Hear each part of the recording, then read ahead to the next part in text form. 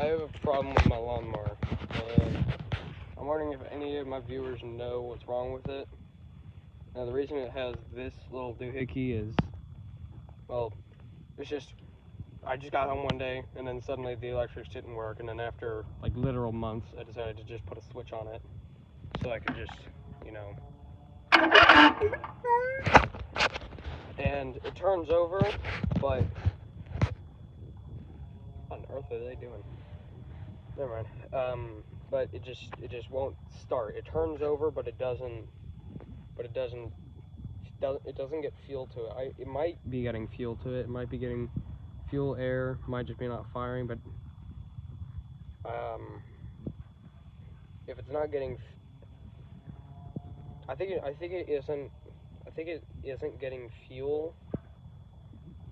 It's either the problem with the carburetor, not giving it enough, or not giving it any fuel and or air.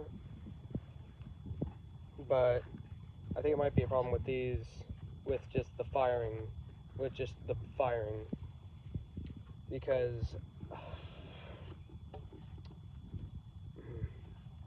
really I just don't know what's happening. I know it's not the fuel. I have fuel in it. Fuel's going fine. It could be the carburetor. My dad says it isn't. I don't know. Maybe it could. Maybe it is. Maybe it isn't. I just don't know. So if anybody who's knowledgeable on this, on like small engines, could help me, I'd be very thankful.